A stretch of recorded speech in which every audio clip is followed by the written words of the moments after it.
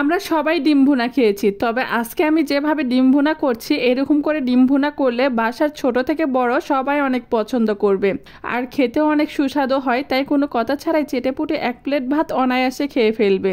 আজকে ডিম ভুনা করার জন্য প্রথমে আমি 4টা ডিম নিয়েছি। ডিমগুলো পরিষ্কার করে একটা পাত্রে সিদ্ধ দেওয়ার জন্য উঠিয়ে দিলাম। কিছুক্ষণ পর ডিম সিদ্ধ হয়ে গেলে ডিমগুলোকে আমি সিলে সুন্দর করে কেটে নিয়েছি। এখন এই ডিমগুলোকে একটা ফ্রাই প্যানে তেল গরম করে নিয়ে সেখানে হালকা ভেজে নিব। এতে করে ডিম ভেঙে যাওয়ার কোনো সম্ভাবনা থাকে না। আর বেশি করে ভাজবো না, বেশি করে ভাজলে ডিমের উপরের অংশ শক্ত হয়ে যাবে, তাহলে খেতে অতটা মজা লাগে না। এরপর এই তেলেই দিয়ে দিব পেঁয়াজ কুচি। পেঁয়াজ কুচি দিয়ে হালকা বেরেস্তাটা করে নিব। পেঁয়াজ বেরেস্তা হয়ে গেলে বেরেস্তা উঠিয়ে নিব। এরপর এই তেলে দিয়ে দেব পেঁয়াজ বাটা। পেঁয়াজ বাটা দিয়ে ভালোভাবে নেড়ে চেড়ে নিব। হালকা একটু ভাজা হয়ে গেলে এর ভিতরে দিয়ে দিব 2 টেবিল চামচের মতন আদা রসুন বাটা।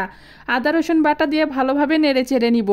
আদা রসুন বাটা হালকা ভাজা হয়ে গেলে এখন আমি এর ভিতরে দিয়ে দিব ধনেপাতা আর মরিচ বাটা। ধনেপাতা আর কাঁচা মরিচ আমি একসঙ্গে বেটে নিয়েছি। সবগুলো মশলা ততক্ষণ পর্যন্ত ভেজে নিব যতক্ষণ পর্যন্ত মশলা থেকে তেল না ছাড়ছে।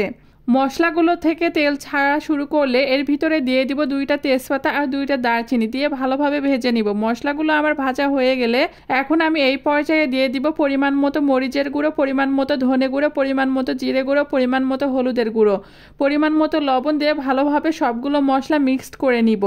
মিক্সড করা হয়ে গেলে এখন আমি এই পর্যায়ে দিয়ে দিব 1 বাটির মতন পানি দিয়ে মশলাটাকে ভালোভাবে কষিয়ে নিব।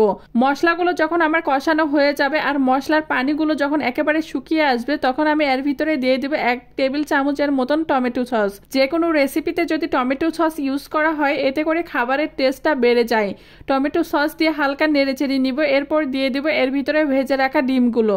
আসলে ক্যামেরায় তো খুব একটা ভালোভাবে বোঝা যাচ্ছে না, আজকের ডিম ভুনা দেখতে অনেকটাই সবুজ সবুজ দেখাচ্ছে, বিকজ এখানে ধনেপাতা ইউজ করা হয়েছে। এই জন্য আপনারা যারা ধনেপাতা পছন্দ করেন বিশেষ করে তাদের এই রেসিপিটা বেশি ভালো লাগবে।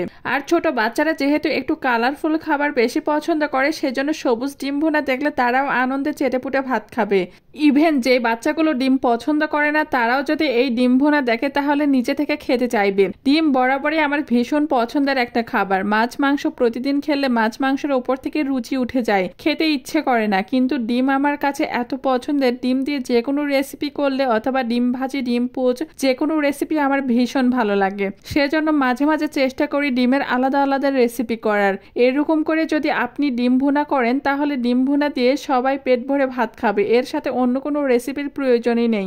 আপনারা যারা আমার মতন ডিম পছন্দ করেন তারা অবশ্যই এভাবে একবারের জন্য হলেও ট্রাই করে দেখবেন, খেতে অনেক মজা লাগবে। ডিম ভুনা প্রায় আমার হয়ে এসেছে। এখন আমি এর উপরে দিয়ে দিব ধনেপাতা কুচি। আমি আগেই বলেছি আমি ধনেপাতা ভীষণ পছন্দ করি। আর রান্নার শেষ পর্যায়ে ধনেপাতা দিলে এতে করে ফ্লেভারটা ঠিক থাকে আর রান্নাটা দেখতেও অনেক ভালো লাগে। ডিম ভুনা আমার হয়ে এসেছে। এখন আমি ডিম ভুনা একটা বাটিতে উঠিয়ে নিচ্ছি। এরপর সামান্য পেস্ট, বেরেস্তা আর কাঁচামরিচ দিয়ে ডিম ভুনা পরিবেশন করব। আজকের রেসিপি আপনাদের কার কার কাছে কেমন লেগেছে অবশ্যই সেটা আমাকে কমেন্টস করে জানাবেন। আপনারা সবাই ভালো থাকবেন। আবারও দেখা হবে নতুন একটা ভিডিও দিয়ে। খোদা হাফেজ।